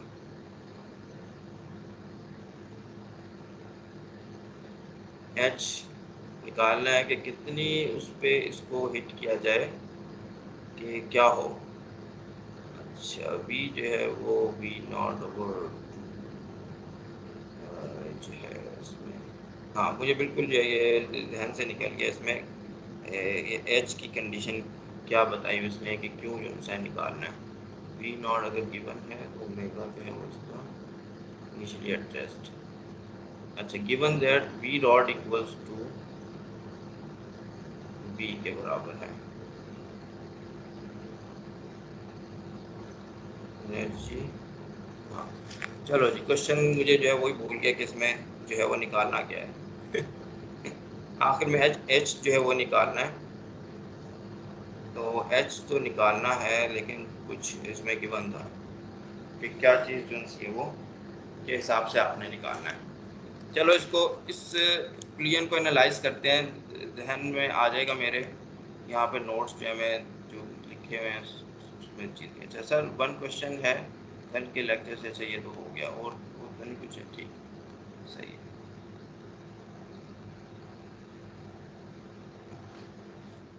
मोशन जो है थोड़ी सी डिफरेंट है, नॉर्मली जो डिस्कशन हमारी रही है वो पॉइंट पार्टिकल के हिसाब से रही है। तो यहाँ पे एक पॉइंट पार्टिकल और एक्सटेंडेड ऑब्जेक्ट है, रॉड जो एक्सटेंडेड ऑब्जेक्ट है। तो अगर आपके पास ऐसी सिचुएशन आ जाए तो उसकी ये एक एग्जांपल होगी, ठीक है। तो ऐसे प्रॉब्लम आ सकते हैं जिसमें एक पॉइंट पार्टिकल एक्सटेंडेड ऑब्जेक्ट से टकराता है या दो एक्सटेंडेड ऑब्जेक्ट्स आपस में टकराते हैं। एक्सटेंडेड ऑब्जेक्ट से मेरी ये मुराद है कि फिर उसमें आपने जो है वो ट्रांसलेशनल मोशन और रोटेशनल मोशन का ख्याल रखना है। ट्रांसलेशनल मोशन जो है वो उसकी सेंटर ऑफ मास के हिसाब से आप लोगे, और रोटेशनल मोशन जो है उसमें वो सारे मोमेंट ऑफ इनर्शिया और ये चीज़ें सारी आती हैं, ठीक है। तो यहाँ पे भी है, ये वेलोसिटी V नॉट के साथ जो है उसको हिट कर रहा है। तो यहाँ पे आपके पास अब जो है तीन कंजर्वेशन लॉज जो हैं वो लगेंगे। तो लेट्स से कि जो इसकी सेंटर ऑफ मास की जो वेलोसिटी है, अच्छा सेंटर ऑफ मास की जो वेलोसिटी है और इसकी जो वेलोसिटी, ठीक है, सही है, ठीक है, अब मुझे समझ आ गई क्या चीज़ गिवन है इसमें गिवन ये है कि ये जो यहाँ पे लिख भी लेता हूँ मैं, अब गिवन ये है कि ये जो पॉइंट मास है इसकी जो वेलोसिटी फाइनल वेलोसिटी होती है और जो रॉड की सेंटर ऑफ मास की जो वेलोसिटी होती है वो दोनों सेम हो, ठीक है। तो क्या कंडीशन है एच पे, ठीक है, तो इसको लिख लेते हैं। क्वेश्चन ये है कि find h such that final जो वेलोसिटीज हैं s m and rod, missing थी, ठीक है, यह है क्वेश्चन आपका। अदरवाइज अगर आप वो ख़ास किस्म के एच नहीं निकालते तो दोनों की वेलोसिटीज़ जो है उनका सेम होना भी ज़रूरी नहीं है, ठीक है। तो अब इसमें आप के पास जो है ये ओमेगा नहीं बताया हुआ है इन्होंने क्या है, ये एक अननाउन है, और एच जो है वो अननाउन है, और बी जो है अननाउन है, ठीक है। तो यहाँ लिख लेते हैं 3 अननाउन्स, और वो क्या क्या हैं, बी, ये कैपिटल बी कर लेते हैं इसको, इसके सेंटर ऑफ मास की भी वेलोसिटी है और इसकी फाइनल वेलोसिटी भी है, ठीक है, final velocity of the particle भी है। और क्या चीज़ है, एच जो हमने फाइंड करना है, और ओमेगा भी है, ये ओमेगा। 3 अननाउंस है तो 3 अननाउंस के लिए आपको 3 इक्वेशंस चाहिए होती हैं, ठीक है। 3 अननाउंस रिक्वायर 3 कंडीशन, कंडीशंस जो है वो क्या होंगी, अब वो है, आप देखो यहाँ पे डेल्टा कर लेते हैं,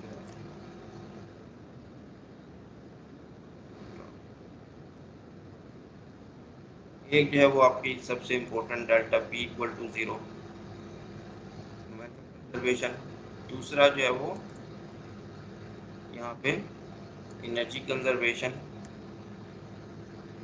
और तीसरा जो है यहाँ मैंने एनर्जी कंजर्वेशन लिखा है, अगर चाहे इलास्टिक बुलियन है, मुझे काइनेटिक एनर्जी कंजर्वेशन नहीं लिख सकते, तो एक लिहाज से ये वही चीज़ है, उसी का सबसेट ही है, क्योंकि यहाँ पर पोटेंशियल एनर्जी तो है नहीं, तो आप चाहो तो इसको डाटा के भी लिख सकते हो, लेकिन इन जनरल डाटा ई है।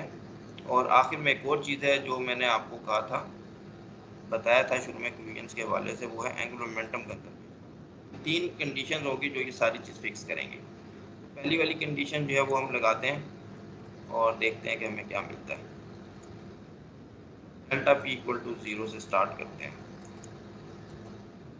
डेल्टा पी इक्वल टू 0 जो है आपने लगाया, तो मोमेंटम जो है शुरू में मास m, वेलोसिटी इसकी जो है वो v नॉट है, इनिशियल वेलोसिटी v नॉट है इस m की, और रॉड जो है रेस्ट पे है, तो उसके लिए मैं 0 लिख लेता हूँ, ये हो गया। वेलोसिटी जो है ये आपको गिवन है कि इसकी भी v हो जाती है और रॉड की भी। अच्छा, रॉड का मास भी आपको गिवन है कि वो भी मास m है, ठीक है, ये एक और चीज़ गिवन है आपको। तो रॉड का और इसका दोनों का जो मोमेंटम है वो तकरीबन वो सेम हो गया, तो यहाँ से हमारे पास फिर निकल आएगी, यहाँ एरो डाल लेते हैं,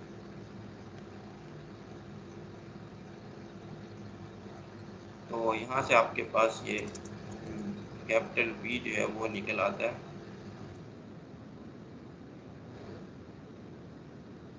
ये हो गया एक इक्वेशन। इसके बाद सेकंड इक्वेशन की तरफ आते हैं। सेकंड इक्वेशन क्या है अभी, डेल्टा के इक्वल्स टू 0, काइनेटिक एनर्जी जो वो 0 है, काइनेटिक एनर्जी आपकी हाफ हाफ के फैक्टर तो आएंगे, तो एम वी और काइनेटिक एनर्जी होगी इसकी 0 हो गई। अब इसकी जो है वो m कैपिटल बी स्क्वायर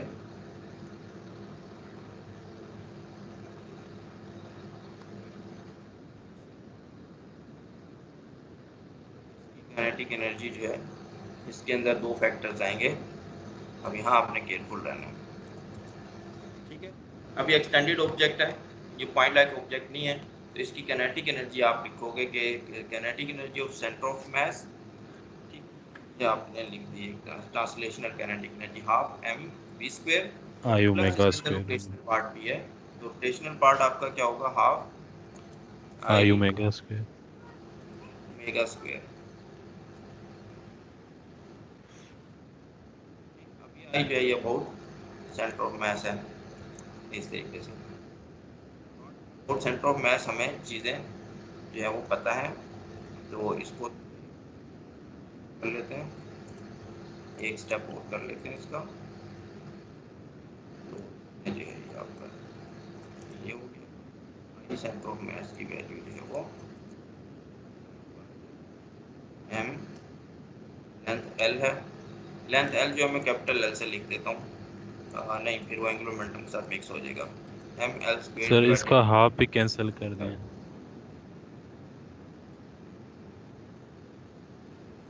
सही हो गया। अभी सारी चीज़ आपकी जो है वो तैयार होगी। अच्छा ये कि मैंने हाफ का फैक्टर कैंसिल कर दिया था, ये फिर दोबारा मैंने यहाँ लिख दिया। चलो ये सारे हाफ के फैक्टर लिख देता हूँ नेक्स्ट।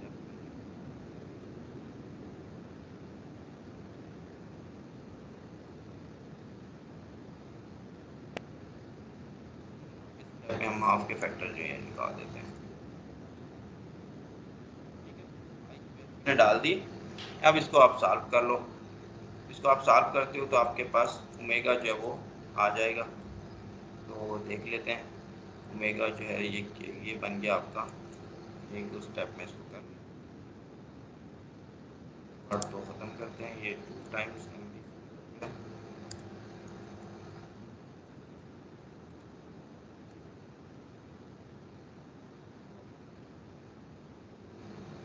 अच्छा जी। और फिर 2 mv² वी स्क्वेयर की वैल्यू अगर आप पुट कर दो यहाँ पे नेक्स्ट स्टेप में,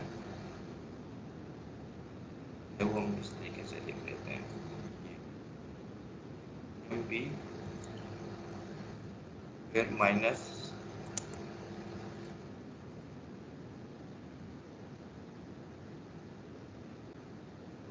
अंदर आप वैल्यू पुट कर दो। मैथ जो है वो हमें शुरू में सब में कैंसिल कर देना चाहिए। ये मैथ वाला यहाँ से कट गया और ये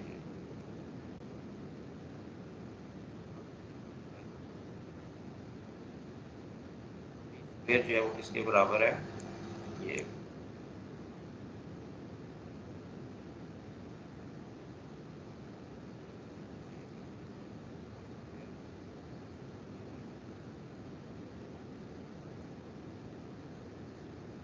तो ये कट जाएगा, ये आ गया माइनस हाफ जो है वो हाफ बन जाता है। ठीक हो गया। अब यहाँ से आप एंगुलर मोमेंटम आराम से निकाल सकते हो। ये वाली जो चीज़ है ये साइड पे ले जाते हैं हम, तो ये बन गया 12। अच्छा 12 भी कट जाएगा, तो ये हो गया। अब इससे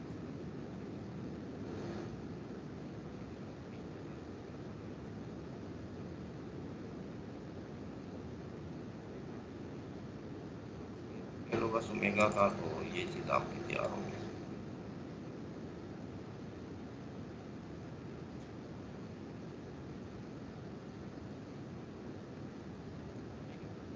वेलोसिटी और लेंथ की टर्म में ओमेगा जो है वो निकल आया। तो एक फिर हमारे पास रिलेशन ये हो गया। अब आखिर में रह गया एंगुलर मोमेंटम कंजर्वेशन। तो angular momentum conservation equals to 0। Momentum conservation में आप देख लो, तो अबाउट दैट ओरिजिन अगर एंगुलर मोमेंटम निकालते हैं हम, ये जो ओ था ये अबाउट अगर आप एंगुलर मोमेंटम लिखते हो तो इस पार्टिकल का एंगुलर मोमेंटम बनेगा एम वी और ये हाइट एच के, ठीक है। एंगुलर मोमेंटम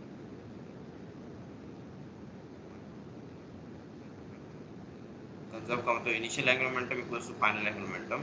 तो एम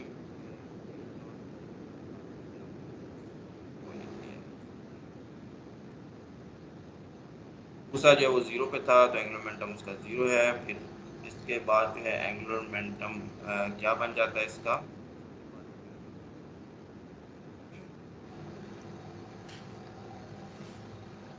छोटे पार्टिकल का एंगुलर मोमेंटम m, यहाँ पे आपके पास कैपिटल V और h बन जाता है। और बड़ा वाला जो है इसका एंगुलर मोमेंटम, बड़े वाले का एंगुलर मोमेंटम जो है वो, बड़ा वाला एंगुलर मोमेंटम में जो सेंटर ऑफ मास है उस वो इस ओरिजिन, उसकी मोशन जो इस ओरिजिन के अलोंग है, ठीक है, तो वो वाला पार्ट कंट्रीब्यूट नहीं करेगा। और ये देखो आप ये, ठीक है, अगर इस सारे रॉड को मैं एक पॉइंट मास पे रख दूँ, सेंटर ऑफ मास पे, तो ये इस ओरिजिन के पैरेलल मूव कर रहा है, तो इसके अबाउट इसका एंगुलर मोमेंटम 0 होगा। लेकिन इसमें एक और पार्ट आएगा और वो आएगा आई ओमेगा से, ठीक है, एंगुलर मोमेंटम जो है आई ओमेगा, वो वाला पार्ट इसके अंदर आ सकता है। पार्ट होते हैं एंगुलर मोमेंटम में, मैंने आप लोगों को ये चीज़ बताई थी। पार्ट आपका जो है वो बनेगा आई जो है वो सेंटर ऑफ मास के अबाउट। तो यही चीज़ फिर दोबारा से हम काफ़ी पेस्ट कर लेते हैं। वो वी नॉट डिवाइडेड बाय 2 है,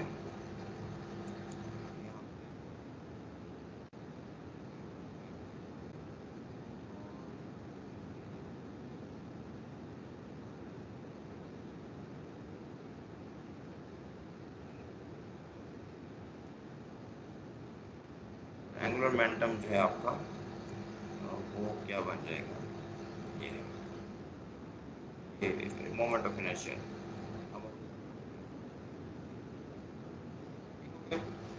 तो ये रिलेशन बन गया। इसमें अब देख लो आप जो है क्या क्या चीज़ें कैंसिल हो सकती हैं। अच्छा, ओमेगा की भी वैल्यू पुट कर लें तो अच्छा, तो सब में m जो है वो कैंसिल हो रहा है, m कैंसिल कर दें।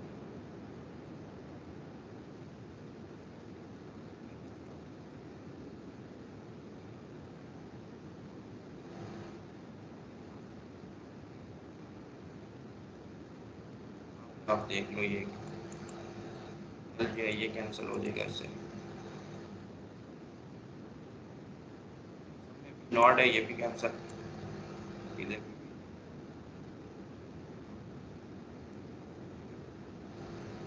अच्छा एच है, इधर हाफ एच है, इसको उठा के अगर आप इस साइड पे लाओगे तो ये हाफ एच बन जाएगा। तो 2 जो है वो आप कैंसिल कर लो 12 के साथ, तो 2 जो है वो 6 के रूट जो है फिर आपका यहाँ से नीचे की तरफ आ जाएगा। तो सही बन गया, हाँ जी बिल्कुल यही आंसर हमारा जो है वो निकला हुआ है। हाइट जो है वो ये बन गई, ठीक है, एच जो है वो L/√2। तो इसको देख लो आप जो है, दोबारा से मैं बता देता हूँ आपको।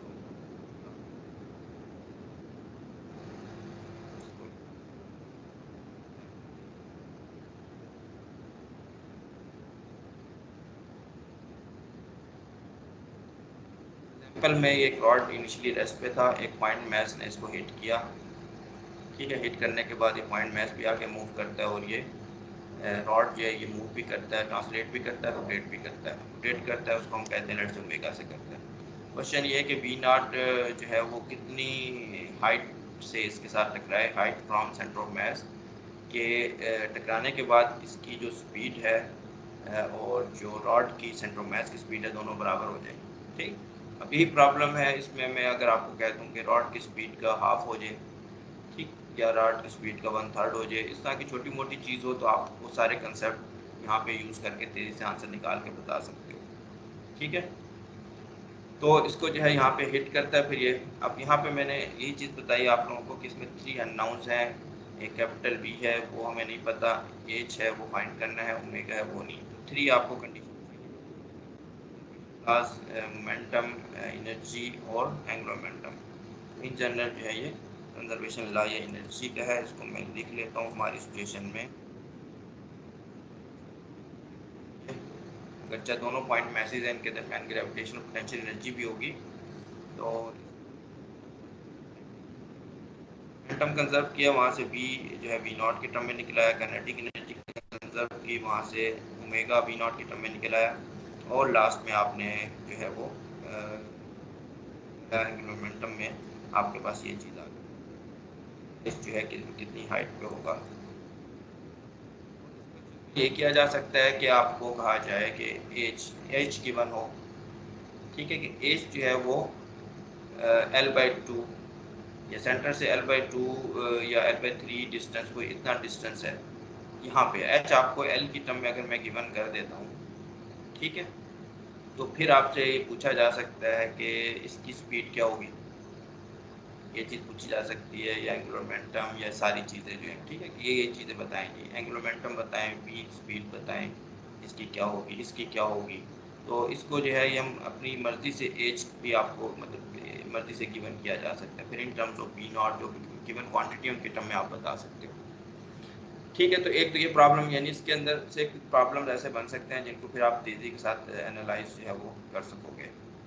अच्छा, इसके अलावा अब आप देखो, जैसे ये पॉइंट मैच जो है आगे जा रहा है और ये रॉड जो है घूम रहा है, ठीक है। अब रॉड घूम रहा है तो इसका मतलब है कि रॉड का ये वाला हिस्सा जो है ये एक टाइम आएगा आके इसके साथ टकराएगा, इसके साथ टकराएगा। तो अब ये क्लियन अगर आपसे पूछी जाए, ठीक है, ये पहला पार्ट के बाद दूसरा पार्ट ये एक्सरसाइज के तौर पे आप लोगों के लिए, ये रॉड जो घूम रहा है ये इसके साथ टकराएगा, जब टकराएगा तो क्या होगा, ठीक है, इसकी टकराने के बाद वेलोसिटी क्या हो जाएगी, और रॉड की जो है वो सेंटर ऑफ मास की वेलोसिटी क्या हो जाएगी, ठीक है, उसका ओमेगा क्या होगा। तो ये एक इंटरेस्टिंग प्रॉब्लम है काफ़ी। तो इसके मैंने आपको दो पार्ट बता दिए कि इस तरह का क्वेश्चन भी किया जा सकता है, और ये जो इसका सेकंड पार्ट है जिसमें ये दोबारा रॉड इसके साथ टकराता है घूमने की वजह से, तो वो आपने बताना है कि वो क्या होगा। तो अब यहाँ देखो, इनिशियल वेलोसिटी पॉइंट मास की जो है वो क्या थी, सर वी नॉट थी, और टकराने के बाद हाफ हो गई, इस केस में हाफ हो गई। जब ये इसको दोबारा टकराएगा, ठीक है, तो यकीनन इंक्रीज करेगी, तो क्या वो वी नॉट हो जाएगी इंक्रीज होके, या वी नॉट और वी नॉट हाफ के दरमियान में कोई वैल्यू होगी। तो ये आप लोगों ने सर निकाल के मुझे टकराने के बाद सर टकराने के बाद आप क्या कह रहे हैं कि ये इलास्टिक कोलिजन होगा या इन इलास्टिक के स्टिक तो नहीं होगा? 35 पे लेक्चर शुरू करता हूँ, तो 5 मिनट है, ये छोटी सी एक चीज़ आप लोगों को बता देता हूँ इलास्टिक प्लियन के हवाले से। इलास्टिक प्लियन है ये, इसमें when two particles interact many results are possible depending on the forces involved. In the previous two section elastic plane की बात हुई है, अब यहाँ पे वो कहता है मैं इन इलास्टिक प्लेन की बात करूँगा। तो इनिशियली आपके पास ये है m1 m2 particle initial velocity u1 u2 के साथ जा रहे हैं, फिर इनके दरमियान कुलियन होती है, तो ये इसने दिखाया कि दोनों एक स्टिक हो गए हैं और क्या कर रहे हैं, v वेलोसिटी के साथ जा रहे हैं। फिर इसके बाद जो है ये आपस में टूट गए हैं और ये फिर m1 m2 में कन्वर्ट हो गए हैं v1 v2 वेलोसिटी के साथ जो है, ठीक है। तो एक लियन है जिसमें थोड़े से टाइम में ये इंटरेक्ट कर रहे हैं और थोड़ा सा टाइम जिसमें ये दोनों जुड़ गए हैं v के साथ जा रहे हैं। तो इस तरह की कुछ सिचुएशन इसने डिपिक्ट की है यहाँ पे। डायरेक्ट हेड ऑन कुलियन, और ये वन डायमेंशनल कुलियन है, ये टू पार्टीज की indicating the initial कुलियन, initial condition कुलियन and the resulting situation. तीन स्टेप्स इसने बताए हैं। अच्छा, इन एडिशन द प्रोटॉन में भी एब्जॉर्ब्ड एंड बुलियन, और ये सारी पॉसिबिलिटीज हैं, ठीक है। Conservation of energy and linear momentum आपके पास है। वी अच्छा वी कंटिन्यू टू। अच्छा, कंजर्वेशन ऑफ एनर्जी को लगाते हुए आपने थोड़ा सा केयरफुल होना है, क्योंकि हम लोग यहाँ मैकेनिक्स पढ़ रहे हैं, तो मैकेनिकल एनर्जी जो है वो ज़्यादातर मोशन में है, ठीक है। तो यहाँ पे आप देखो इसने क्या किया हुआ है, इसने कंजर्वेशन एनर्जी आपने इस तरीके से लगानी है। यहाँ पे क्यू का फैक्टर इंट्रोड्यूस किया है। तो अगर आपकी काइनेटिक एनर्जी जो है वो इलास्टिक विलियन में जो है वो लूज़ करती है, लॉस होता है एनर्जी का या गेन होता है, तो ये क्यू पैरामीटर उसको जो है वो बताएगा। फिर Q is called the Q value and represent the energy loss और गेन इन द विलियन, ठीक है। तो ये इस तरीके से बताएगा।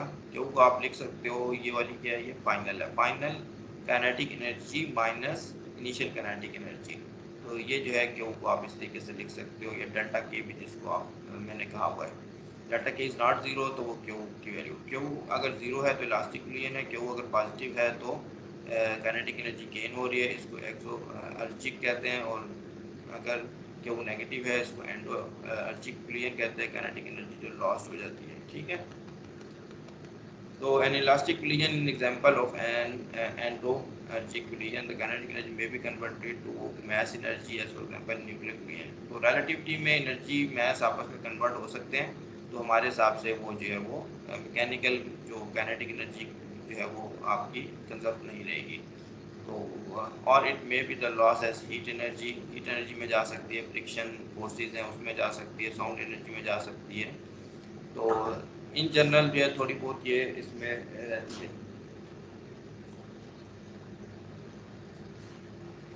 ठीक है, तो इस तरीके से बहुत सारी है। ये 2 सीबी फूटी बॉल्स हैं गुलमासिस, उसमें भी वो कहता है कि इस तरीके से जो होता है। अच्छा, यहाँ पे इसने एक छोटा सा क्राइटेरिया बताया हुआ है, measure of inelasticity of two parties colliding may be considered by referring to a direct head on collision. तो कहता है कि उसको आप हेड ऑन कोलिजन से भी रिप्रेजेंट कर सकते हैं इनलास्टिसिटी को, in which no rotations are involve. तो ट्रांसलेशन काइनेटिक एनर्जी है, सिर्फ रोटेशन नहीं है। तो Newton found experimentally the ratio of the relative initial kinetic velocities to the relative final velocities as nearly constant for two bodies. This ratio called the constant of restitution epsilon is defined as तो ये v2 minus v1 over u2 minus u1। तो मैंने elastic plane आपको one dimension में बताई थी, उसमें v2 minus v1 जो है वो बराबर था u2 माइनस u1 के, तो एप्सिलॉन 1 था। इन इलास्टिसिटी में ये 1 से डेविएट करेगा, तो आप इस तरीके से मेजर कर सकते हो inelasticity. This is sometimes called Newton's rule, इसको न्यूटन रूल भी कहते हैं। For perfectly elastic plane epsilon equals to 1, जो कि मैंने बता दिया आपको।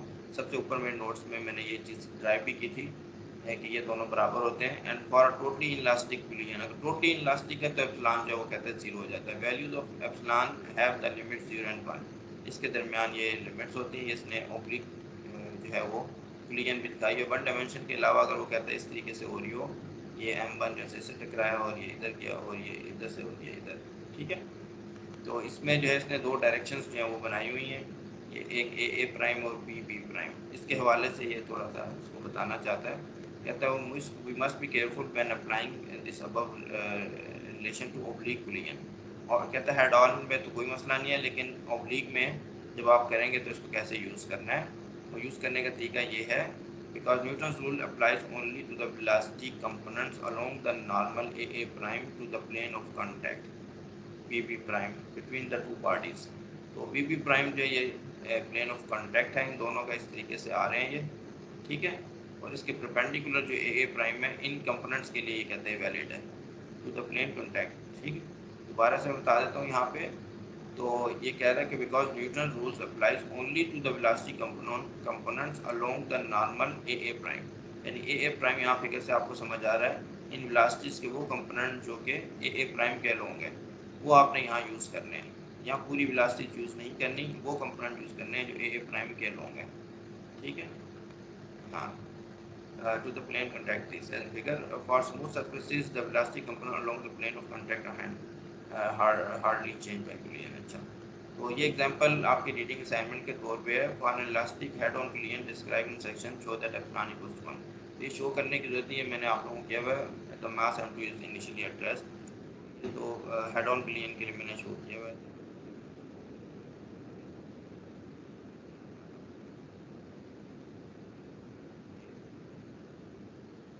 ये वाला रिकॉर्ड सही कह रहा हूँ मैं, ऐसा ना कि मैंने किया ही ना उठा सकता हूँ, ठीक है। ये वाला इसको नीचे लेके चलती है, हेड ऑन क्लियर हो गया आपकी, सबसे नीचे जाके गई।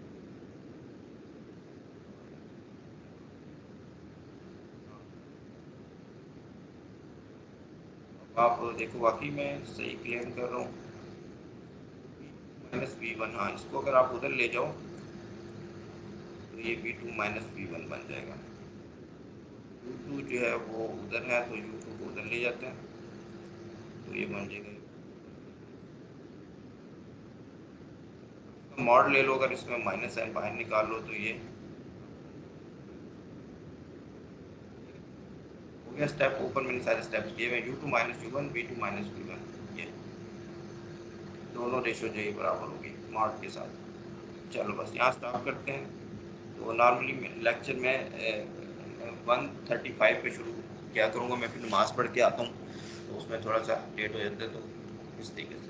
तो यहाँ मैं अभी बस इसको रिकॉर्डिंग को स्टॉप करता हूँ। आप लोगों का कोई क्वेश्चन एग्ज़ाम से रिलेटेड है तो मेरे से आप फिर कर लें।